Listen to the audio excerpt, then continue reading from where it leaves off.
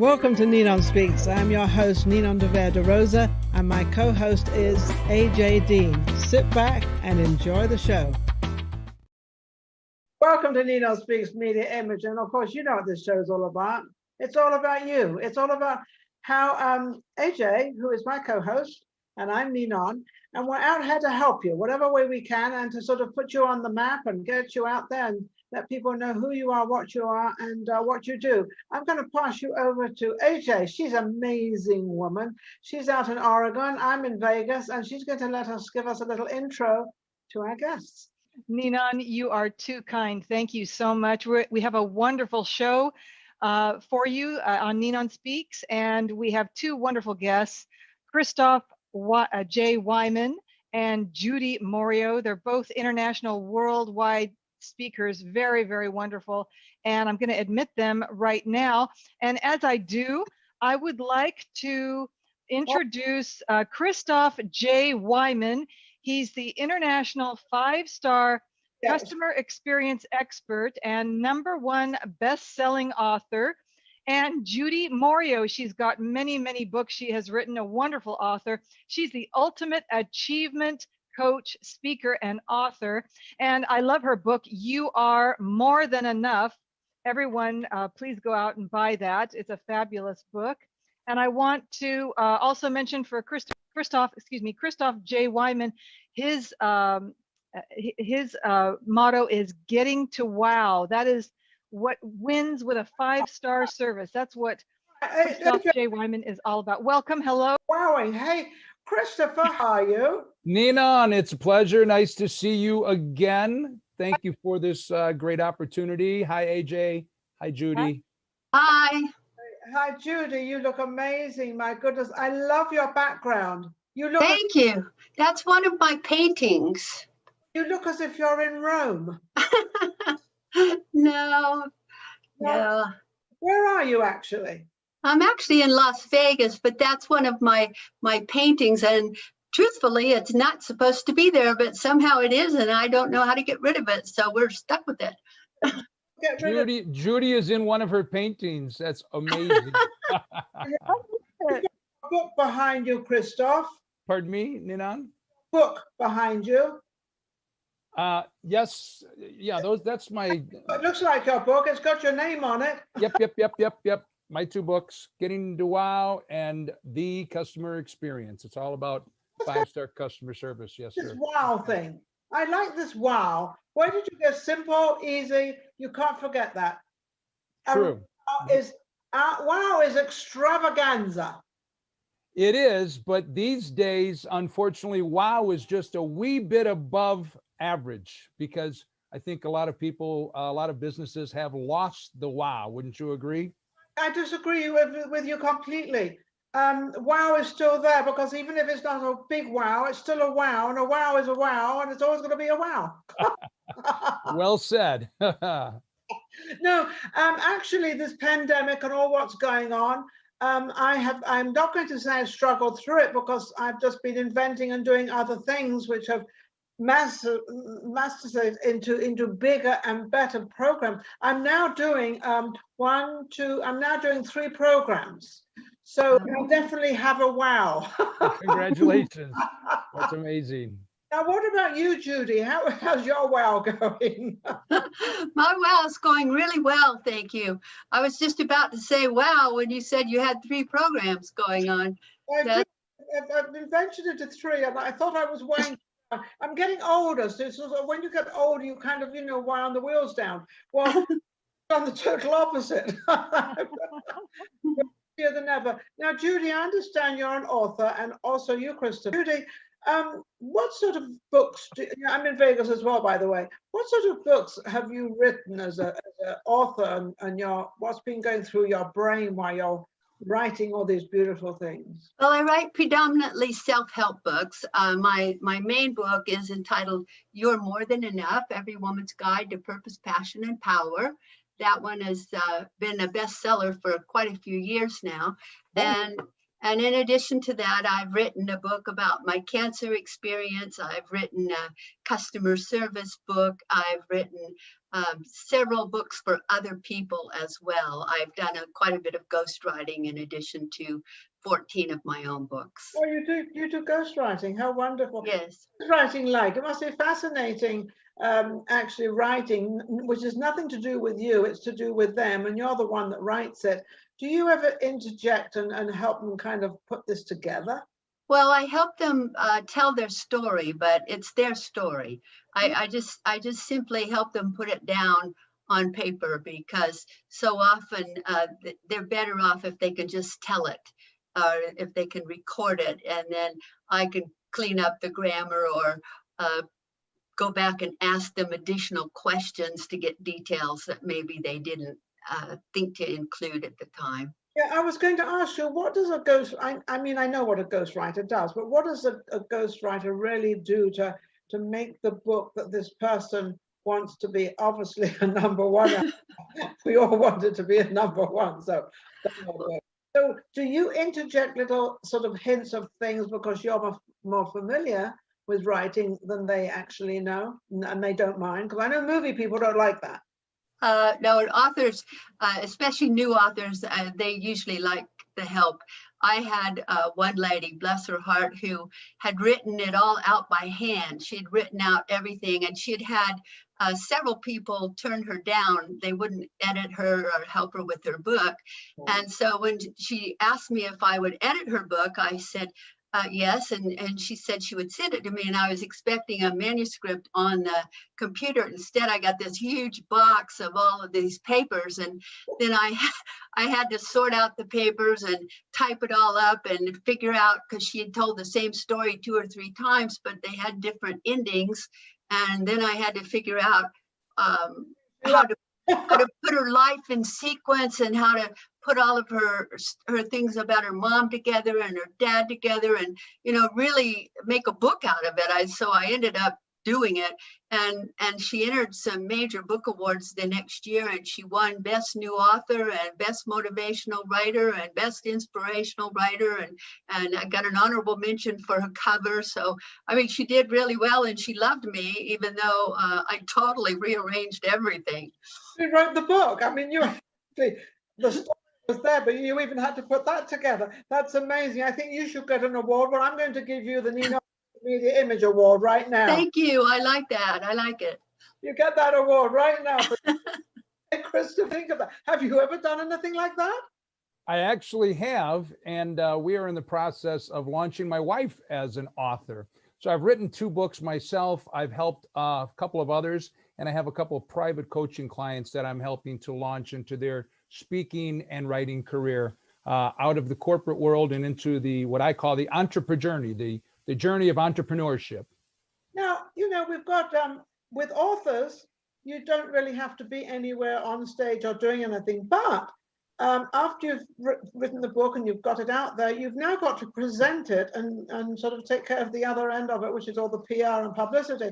I mean, at home you can be doing this, which is fine for the pandemic, but now you've got to be out there. So what are you using, like social media, and how are you doing that?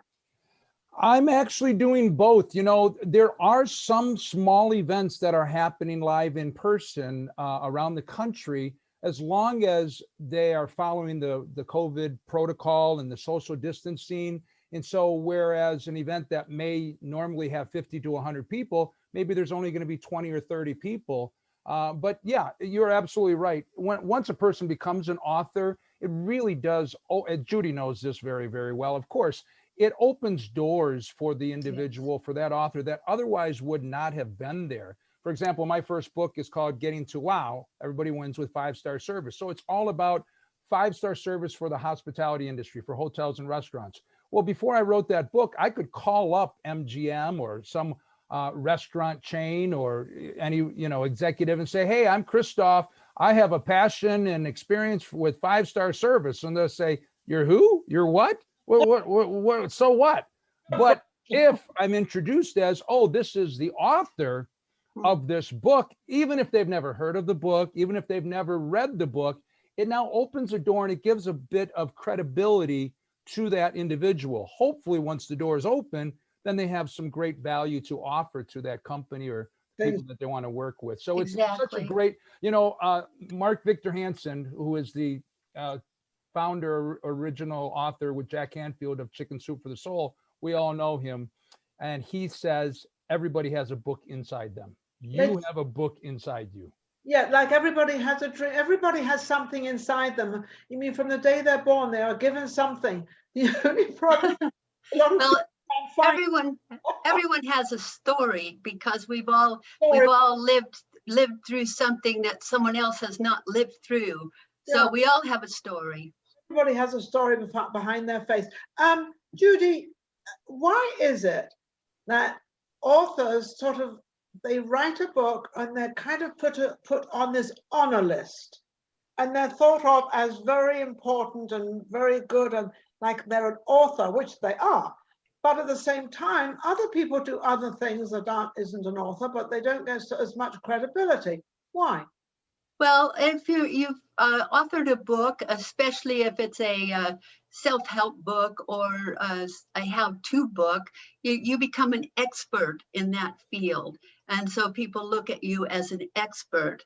And actually, those of us who are speaker, author, coaches like Christoff and myself, we really should market ourselves more as an expert, because that's what we're doing. We're helping people in all of those areas, because they all go together.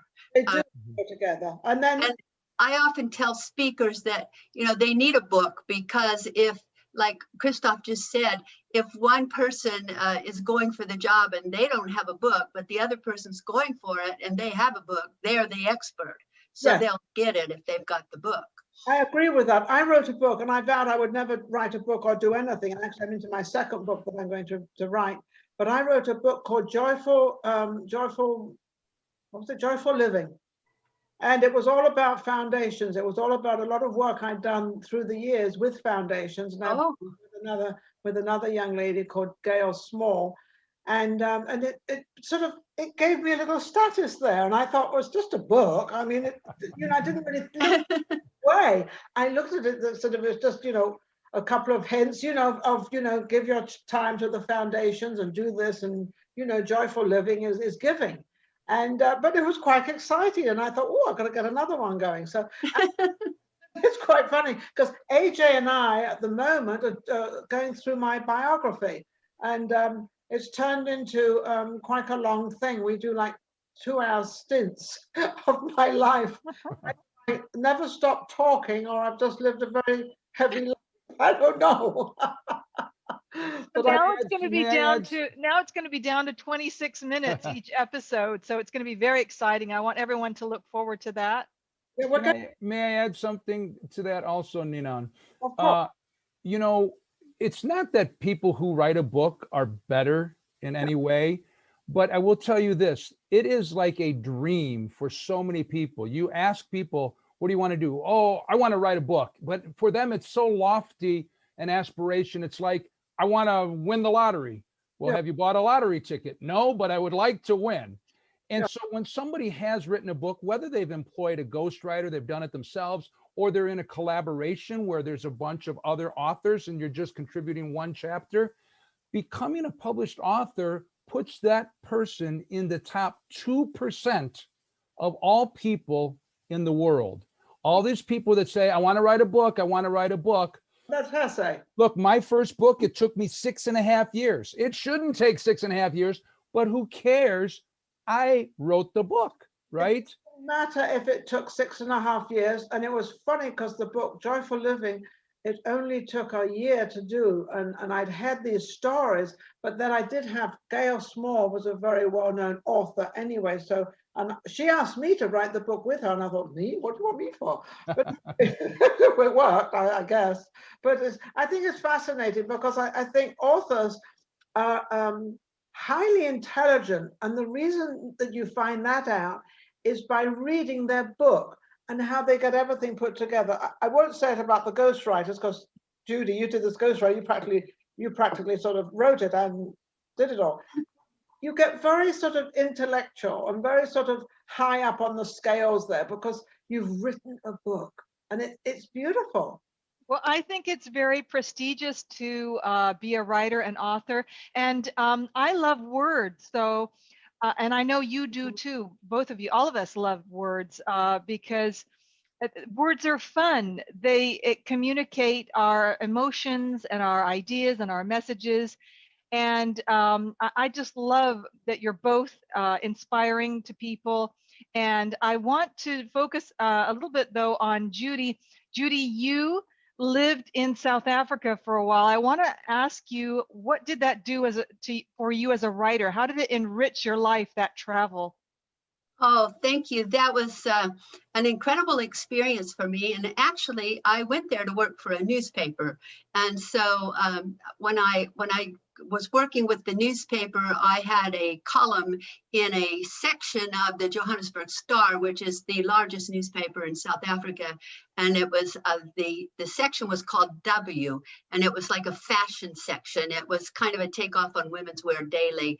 And so I had my own column in that section, and that was kind of exciting. But what it did for me was expose me to some new cultures. It was an incredible experience because South Africa has basically 9 Black cultures and 2 white cultures. And so you have 11 different cultures all living together in one country. And at one of the newspapers where I worked, because we had 17 newspapers in the group, and I was the group promotions manager for all 17 newspapers, 2 radio stations, and the only privately owned TV station. So I went from one place to the other to work and to be with the people. And I was exposed to all 11 of those cultures in the media on a daily basis prior to apartheid ending. And so that was an incredible time for a white American woman to be in South Africa. I was going to say, how were you accepted? Because I know that there's all these different problems over there with, and I mean, even you say there's 7 different Black colors, which I understand completely because I was in Jamaica and they had riots in Jamaica, and it was between the lighter Blacks and the dark Blacks, and I didn't quite understand it at all. Is it called tribes? Is it tribes, Judi? Yes, they are tribes. Yes. Yeah, well, yeah, it would be tribes. I don't know. So they all accepted you very well, obviously. Yes, we did. I did very well there, and I think really because even though I was white at the in an apartheid era, I was an American. I wasn't a white person from their country, so they saw me differently. And even the white people there saw me differently. In fact, they used to tease me that I didn't speak English because I only spoke American, and of course my spelling was different than their spelling. So. Same in England, our spelling is different, and people say, yes, oh, yes. Yes, I do, but this is the English way, and this is the American way. Sorry. Right, right. And all that. Have you ever traveled anywhere else, Christoff? I actually lived for 13.5 years in the Pacific and Asia. Yes. Oh my goodness. I lived in the Philippines for 11 of those years. I lived in Guam and Saipan. I worked with a volunteer Christian mission organization. I studied linguistics at the University in Manila and created a language learning program for the expatriates of the organization I was with. And then we went up into the mountains and taught literacy to the non-literate tribal adults in the Philippines. And I learned to read and write and speak 2 of the national languages of the Philippines, or 2 of the main languages. Christoff, how did that enrich your life as a writer and author? Look, I grew up in a very small town south of Chicago, which was, I mean, if you talk about race, it was 90% white. And I learned Spanish in high school and school, but there was no practical application. And when I went overseas at 19 years old, my eyes opened up. We were an hour and a half from Chicago, but I never spent any time in the city, never been to New York, never been to a major city. So instead of visiting a major city like New York, I ended up going overseas and living for the next X number of years of my life. So it just opened my eyes to language, culture, the differences, we've heard this before, are, yes, they're on the outside, but the similarities amongst all of us are so bountiful and abundant. And, you know, talking about being storytellers and authors, we all have gifts that we've been blessed with, and we're supposed to share those gifts. And it doesn't matter what language we speak, because even our books today can be translated into other languages, and it's about the connection. And I know all of us here, if we've traveled even to another state, you know, yes, their culture and their ways of doing things and their food, et cetera, is maybe different, but people are people. We're all humans, and we still laugh and we all cry. And, you know, it's these external things that keep us apart. And, you know, with everything that's going on today, The fun you talk about today, the whole entire world has had COVID-19. This is probably one of the times in our entire lifetime that have all had the same thing, gone through the same thing. And you are so right that I've traveled, obviously, and all over the world it's exactly the same. Everybody goes to bed at night, they get up in the morning, they all have jobs, they all have this, they all have the Sunday, they have the lunch, the whole thing, everything's exactly the same. It's just a different way of doing it and a language, and that's all it is. But on you, Christoff, with all your traveling at such a young age, this inspired you to actually, with the knowledge and picking everything up, obviously you did because you went to many places, to make you a really great writer. Well, yeah, thank you. I think beyond that, you know, when I lived in the Philippines, it was a different type of service. It was in ministry. And I believed at that time I was going to live the rest of my life doing that. And then when I came back to the United States, it took me a little while. Ultimately, now, many years later, I found another form of service, customer service. And it's not just informing the writing, but it's the speaking. I believe that all of us, everything that we do, I don't think any of us are super young on this, although we're not old, but we have some experience. Everything that we've experienced in life can inform and educate and empower us to where that next point is. For example, I spent years pursuing acting in LA. I was going to be an actor, and I did a little bit, but I didn't end up there. But that helped inform my speaking and my presentations and things that I do now, my communication skills. So I think that enhanced your life a little bit too. So every sort of thing, you know, working in the ministry and working in different countries, and that enhances what you can put down on paper because you know it, you know how it works. Isn't that right, Judi? It's sort of all this experience that we go through. It's kind of sort of, you know, it gives us that little edge on life. Yes, most definitely. When I look back at my background, I've had so many different jobs over the years. I was a flight attendant.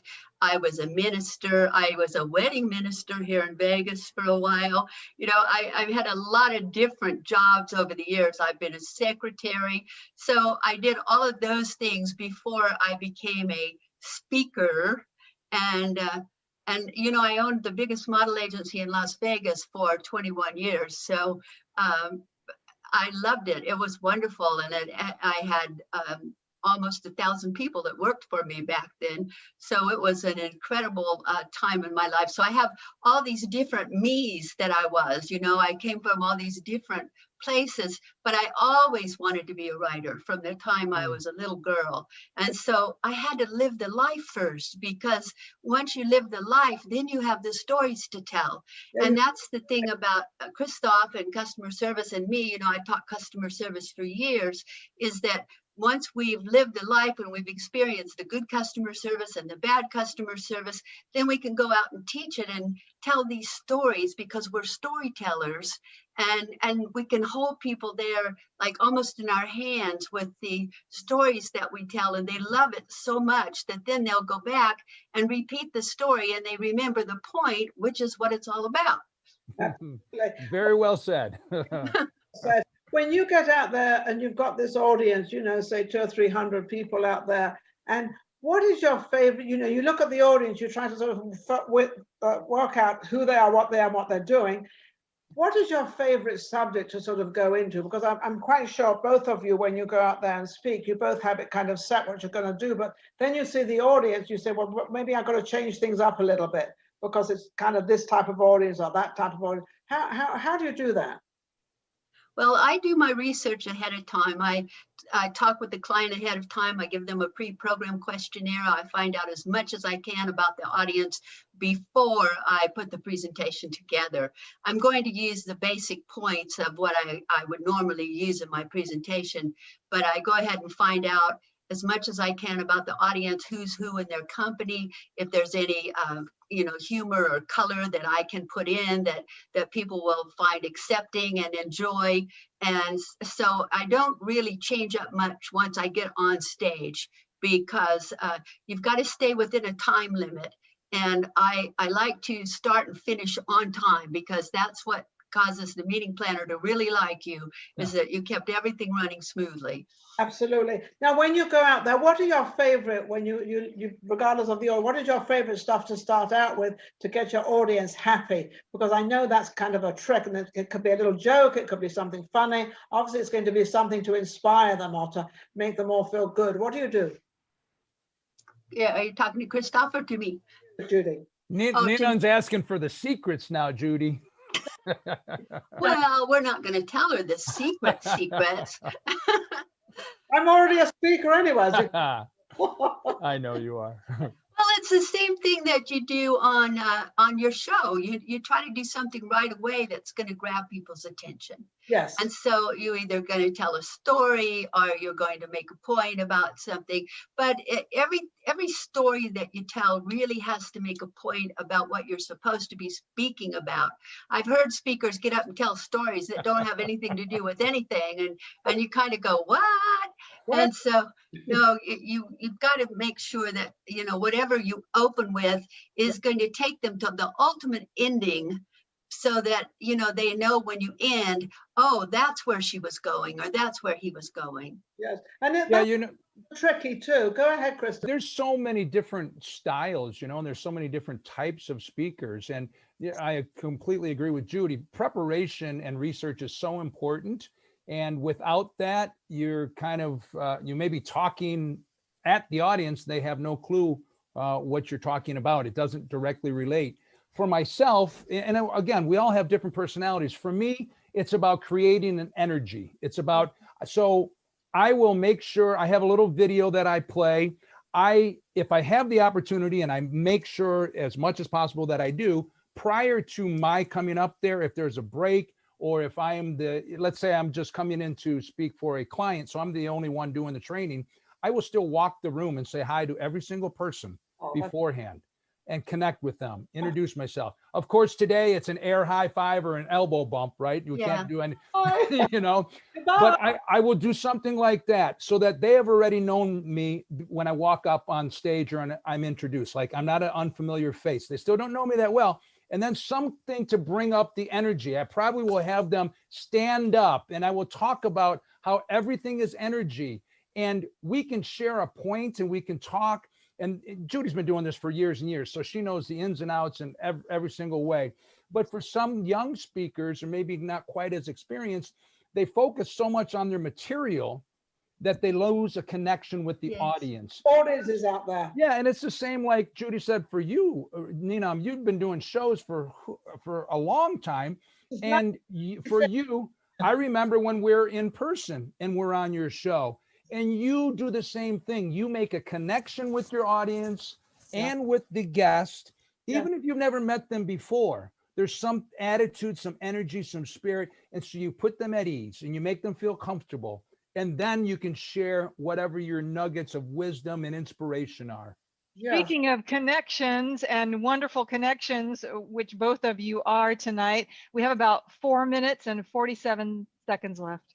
Okay, let's go back over to Judi. Judi, how can anybody get in touch with you, since you are a ghostwriter and author?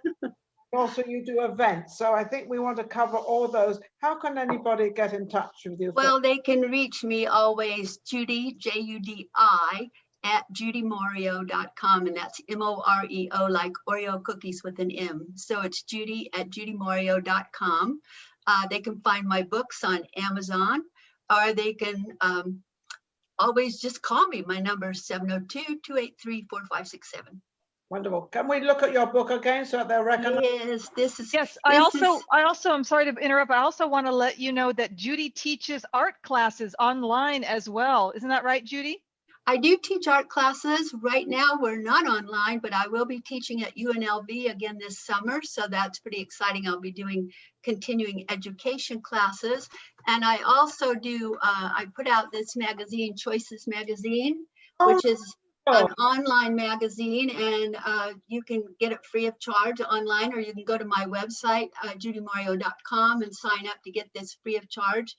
And it's a positive mental attitude magazine with great articles from authors around the world. Well, that's what we all need now. Also, Judi, I think I would like you to open up another modeling agency, but I think for older women, there is no such thing that you do not have modeling for older women. Not many. There's a couple in New York, but other than that, there's not many out there. I would like to talk to you about that and open one up in Vegas, because for the older woman in Vegas, there's a lot of very, very pretty women here that are all lovely, and they keep themselves very well because it's Vegas. And you're one of them, so you should be modeling. Yes. We could both together, you know, we can start this thing up. I've always wanted to do that because it's always been for the models that are really skinny and they've got the long hair and they look. Ninon, that's you. Yeah, but I got a few years on me. And Christoff? Yes. All your information for people to get hold of you.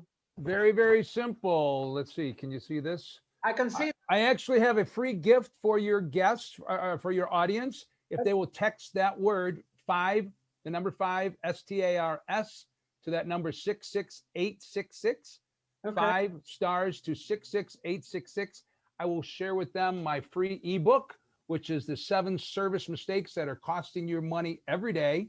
And then if you just go to Christoff360.com, Christoff, CHRISTOFF 360.com, you will find my website with my books, my contact information, my website, I said that already, all of my social media. Any way that you want to find me, you can connect with me, including my phone number. I think, Christopher, one way to find you is to look for the hat.